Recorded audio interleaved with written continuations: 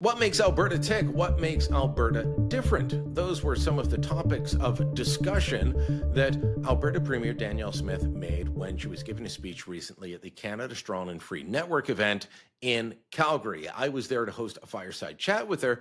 Ahead of that fireside chat, she gave a speech where she talked about how conservatism is a little bit different in Alberta, and, well, so is their economy.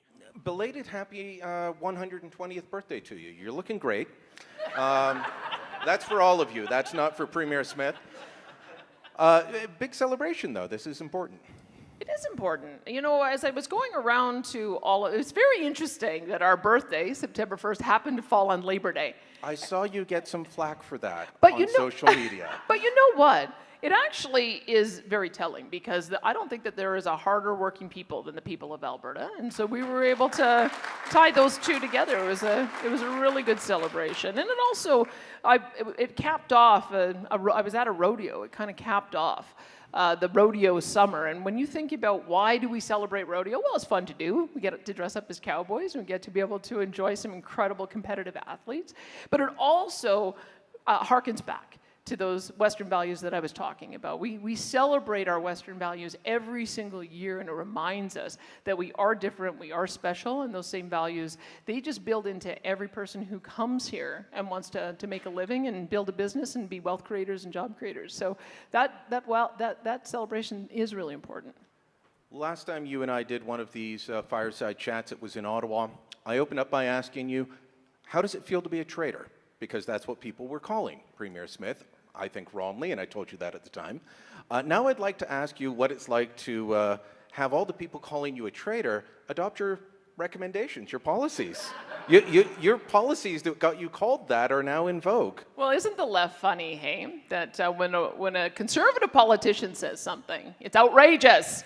But when the Liberal Prime Minister says something, oh my goodness, what a statesman. Isn't he being very reasonable in how he's approaching Donald Trump? Well, absolutely right. So I just can't believe that you have to tell me how the Eastern liberal media is able to do those kinds of mental gymnastics, that they're able to wrong guy to completely go a 180 when the party that they tend to be aligned with says something, but they're immediately out there trying to criticize the Conservative for saying the same. Very similar to you speaking to Ben Shapiro, which I thought was very smart. You went down to Florida, talked to Ben Shapiro, and then, what happened the next day? He's speaking to his audience of 9-10 million people, telling them that the tariffs on Canada are a really bad idea and this shouldn't be happening. But you were pilloried for that. The Liberal cabinet was supposed to hear from the president of the Heritage Foundation and the guy behind Project 2025 this week, and CBC described that in the most, very nice tones. Isn't this smart? Well, we met with the Heritage Foundation when Donald Trump first got elected because we knew that the Heritage Foundation was one of many different influential groups on him.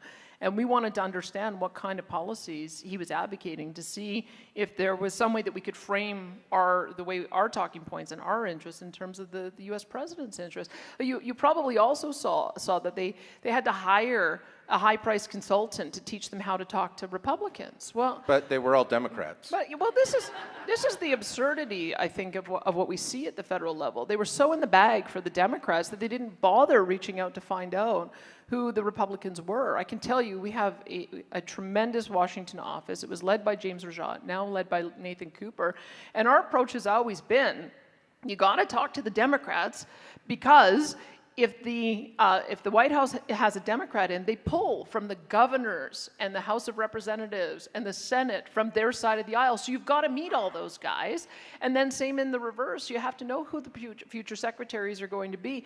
They have not done any of that work in the United States at the embassy level, and so now they're playing catch up. Whereas I was on the air at the same time you were through Trump 1, and so I spent a lot of time studying this guy. I spent a lot of time trying to understand why he does the things that he does. I read his book. I read Lighthizer book. I even read a little bit about his favorite president, McKinley, so that I could understand what it is that he's trying to achieve.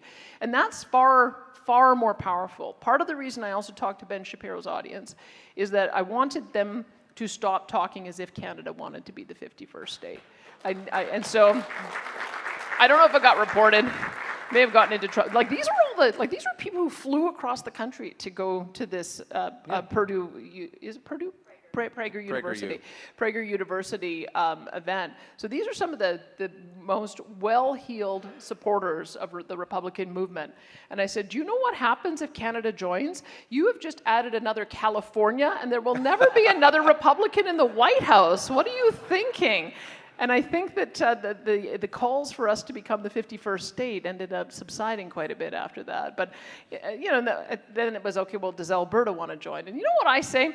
I say, I do not want to trade an overbearing government in Ottawa for an overbearing government in Washington. Let's not forget that as bad as Justin Trudeau was, Keystone XL was also canceled 5 seconds after Joe Biden got elected as the Democrat president. So we have to make sure that we're asserting our economic case, regardless of who is in the White House and regardless of who is in Ottawa. But I just wanted to let you know that was also one of the other reasons, is that what I realized with Trump is he is going to be influenced by the people who give his party money, who are his supporters, who are his job creators. He's not going to be influenced by me going in and saying, oh, poor me, you're going to hurt my businesses. That is not the way to talk to him. The way you talk to him is you talk in terms of mutual interest, and most importantly in the American interest. And there's a lot of American interest in maintaining their economic ties with Canada, but Alberta in particular. In terms of diversifying, I think repealing Bill C-69 is vital. You've long called for that, but in your video this week, you said amend it. Are you softening the language, or is there a reasoning behind that? What's the thinking? I think it probably should be a repeal and replace, because the reality is that the federal government does have the regulatory oversight over cross-border pipelines and cross-border transmission lines.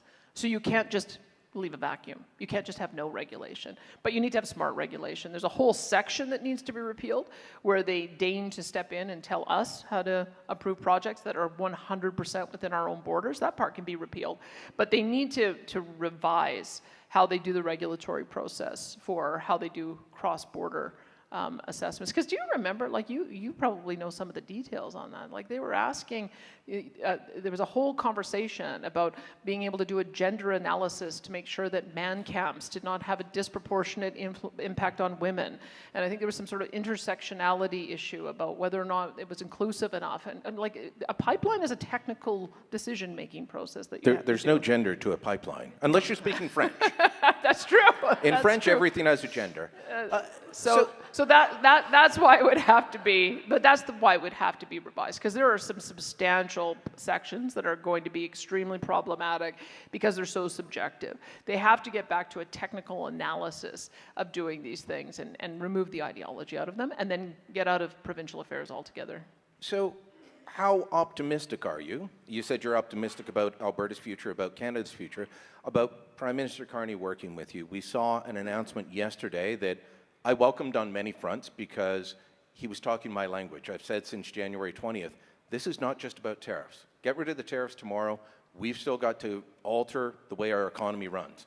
Donald Trump is fundamentally altering the global trading system, and we have to adapt. So he was talking about that. He was talking about support for canola. He was pausing but not scrapping the EV mandate. That's a good start. Are you optimistic that he'll move on the issues that you're raising? You've gone from 9 to 3. Any hope? We need all 9, but there's certain ones that he has to get started on right away. If we're going to get our bitumen pipeline to the Northwest BC coast, you have to have a rewrite of the C-69 policies. You have to get rid of the tanker ban, and you have to get rid of the emissions cap. No point in building a brand new shiny pipeline if you can't encourage your oil producers to fill it, and even if it is filled, you're not allowed to load it on a ship to export it anywhere. Like those are sort of I call it the table stakes. Those are the minimum they have to do to at least allow us to get a bitumen pipeline built, and then we have to do the others as well. I wish he had just made the decision not to get rid of the net zero vehicle mandates, because I can tell you, you should all go and talk to your local dealership. Because I can tell you, I've talked to one dealership. I don't want to call them out. I just want you to know. But one dealership has said that they're going to stop selling gasoline and diesel vehicles in January. They're only going to carry EV and hybrids. Another dealership is going to Why? That's how their implementation of the policy. Wow. Yeah, they're going to stop selling. Because remember how it works, right? You have to sell 20% of your vehicles as electric vehicles. So if you can't get the electric vehicle and hybrid inventory, the only way to meet that 20% is to reduce the gas-powered and diesel vehicles that you're selling. So Alberta buys about 200,000 cars. So we're supposed to, out of nowhere, start buying 40,000 hybrid EVs, right? So if we can't do that, if we only buy 5,000 hybrid and EVs, just do the math on that, it means that they're going to have to reduce the amount of gas-powered and diesel vehicles. So don't worry, we're just going back to the old Soviet system where you can just sign up to be able to get your car in 2030 and you'll get your dishwasher in 2031, right? What's that old joke? But the plumber's coming in the morning, so you better pick up in the afternoon. Old Reagan joke. But look, by not getting rid of the EV mandate completely, he has not helped the auto industry, which I know is none of your concern too much, but he hasn't helped it because it hasn't given them certainty. Your industry needs certainty as well. TC Energy and Enbridge just announced their capital spend for the coming year. Where's it going? U.S. Yeah. So without certainty, you're not going to get the proponent coming forward and saying, I will back that Northwest pipeline. What do they need to do to give your industry in oil and gas certainty? Well, I can tell you, I think that our industry will always find a way. They always have, even with the past 10 years of anti-energy policy. Somehow, after all of the other pipeline proposals had fallen and Kinder Morgan's was the last one and they were about to pull out, finally they were motivated to act, bought the pipeline, built it at 5 times the cost the private sector would have, and at least it got built. But that was a failure of process in my view. If that's the only way to get a pipeline built in this country, we have not learned anything. But what our industry does is they look at existing lines and they say, how can I twin that? How can I loop it? How can I use compression? How can I put new lubricants in there to be able to get more volume? And they keep on doing that. So some of these American projects are actually going to help with Canadian production if we get rid of the emissions cap. I've seen at least 2 million barrels per day of egress proposals that would bring more down to the United States. And so I suppose that would be the path of least resistance, is just working with the Americans. But that's still selling at a discount. I would say it's worse than that. It's actually allowing, because what happens is they buy it at low price, gets down all the way to the Gulf Coast, and then some trader packages up and sells it to somebody else for a higher price, and we're not the ones getting the value of that. But it doesn't do anything to help us diversify markets. And this whole exercise we're going through is not to become more dependent on our U.S. neighbor, it's to be able to find new markets. And the only way to do that is you have to be able to build to the BC coast to be able to access those markets. You had, last time I saw you was here at Stampede, and the next day you had Premier Ford standing next to you. I know that you've had other premiers step forward and say, show Alberta love, which was Premier Ford's message. How important is it for you and your province as you advocate with the federal government to be able to point to those other premiers, like you did at COFF, or the polling that's come out recently, and say, look, the country is behind us. You can spend the political capital. And I think both of those are important. We did some polling, and I wrote a letter to each of my premiers to tell them what the support for pipeline development was in their province. And it's above 70% in every province, with the exception of Quebec, where it's still 58%. So it is still a majority there. So that, I think, is influential, because that then gives the premiers, they can be emboldened to be able to push the envelope on some of these things, and each of them are. I mean, look at Tim Houston in Nova Scotia. He reversed the frack ban, and he's talking about developing natural gas. Look at Newfoundland and Labrador. I mean, they've got a number of different projects that they're proposing. Manitoba launched its first gold mine in 15 years. British Columbia has sort of a golden triangle of 6 or 7 mines that they want to develop. So every single province, even the left-wing ones, are looking at ways that they can develop resources, develop new revenue streams, get new jobs. So I would say that it's been very influential to not only have the people say, we're prepared to do this, but to also have the premiers look at it from their own interests, because those C-69, although we call it the No New Pipelines Bill, is also the No New Mining Bill. And that's part of the reason why Doug's so frustrated. He's got this beautiful opportunity in Ring of Fire, and yet he's got this convoluted process that will never see a mine developed unless they streamline it. The feds were blocking that for 2 years. So, okay, we've still got a couple minutes left. Good. Wanted to ask you about you mentioned that it's not placed on, the emissions cap is not placed on any other industry.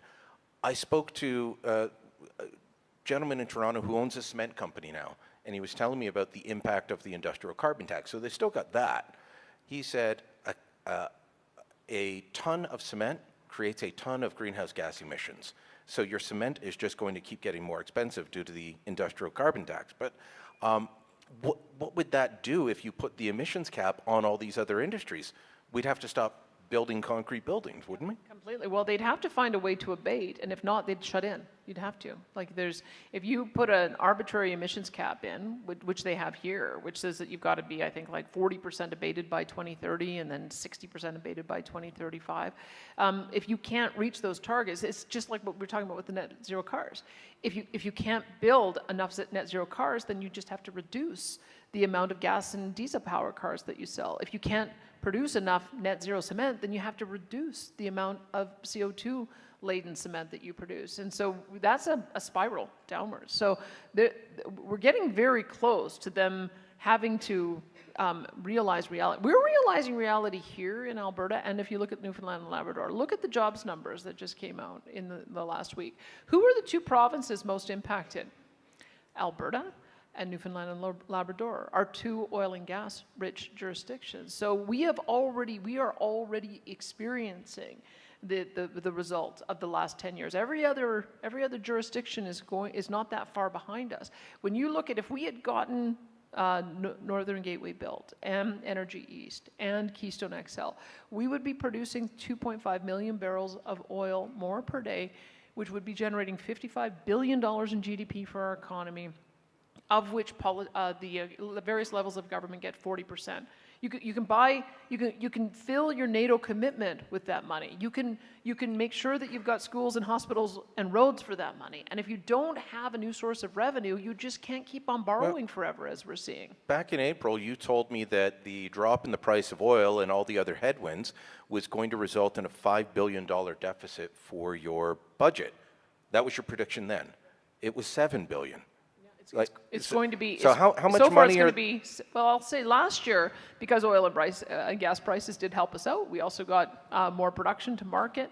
We ended up with an $8.3 billion surplus. We were only expecting $300 million. So that's the good news of what happens when you have that volatility. But when it goes down on the other end, we were expecting oil to be 68 this year. It's not hit 68 very many days in the first quarter. And so if it continues on at this rate, for Western Canadian Select, it's at about what? It's 51? about $10 to $11. There's a differential, so you can normally price off what is WTI and then reduce it by $10 or $11. So we've been trending around $11 less than WTI. But if it continues at what we've seen in this first quarter, we're actually going to have a $6.5 billion deficit this year. So oil and gas is. And then the feds lose out as well, right? Of course they do, because if those companies are not profitable, the feds get their money from the corporate income taxes paid and the personal income taxes from the people who work in the industry, and they charge at much higher rates than we do. That's why we get our dollars from royalties, they get our dollars from corporate and personal income tax revenue. They're roughly equivalent, but they're just cutting themselves off when they cut off Alberta. And the other way of looking at it is everybody does well when Alberta does well. And Alberta has been historically happy to share the wealth. But what makes Albertans resentful is when we hear Eastern Canadian provincial premiers say, we don't want you to develop your resources, but keep sending us the money because we want the equalization. that is part of the frustration that we have. Last question for you, and then we'll let people get to lunch. I'll circle back to pipelines. Is Churchill realistic for you, for oil and gas, for either liquefied natural gas or for oil exports? Because that's one that the Prime Minister seems to be willing to talk about. It is, I don't want to discount the latest icebreaker technology, because I know that Russia's very heavily invested. I think they've got 30 icebreakers. So they have managed to use those to be able to get their product to market. We have none. I think the Americans have one, and it caught on fire a few months ago. So that gives you some idea about that's not good. How far behind we are. But it's our responsibility to be able to police and defend our far north. And so I think that there's a good, there's sort of good synergy between the economic interests we have and the defense imperatives that we have. So it could be useful, but there needs to be infrastructure built to be able to do that. So I think Churchill or slightly south, because Churchill is also a tourism town. And so there is actually another little spin-off line that you could go that is just a port that is slightly further south. But it is also deep water, and they could do platforms there. And so like we want to talk with the Premier to see what corridors make the most sense. But for sure, if you were able to build new rail infrastructure, highway infrastructure, port infrastructure, gas pipeline, a bitumen pipeline, and have the icebreakers to be able to make sure that you could have that exported more than 6 months a year, because I think it freezes over in November and doesn't thaw until May. That's the consideration, is a 6-month transit route going to be economic for anyone to do that, or does the icebreakers make it a 12-month transit route? And if that's the case, yes, because then you go up and over to Europe, and you can go up and over to the East Coast, so now you can start feeding the East Coast refineries so they don't have to import from Saudi Arabia and Venezuela and other places. So I would say that both of those are viable options. Going all the way, the proposal from Energy East, maybe not so much. When I talk to the industry, and they look at the economics, they say the very first priority would be going to the Northwest BC coast. But we still have to figure out what the economics look like for Churchill. All right. Despite some headwinds, I'm with you. I'm optimistic for Alberta's future and Canada's future. Premier, thanks so much. Yeah. Thanks, Brian.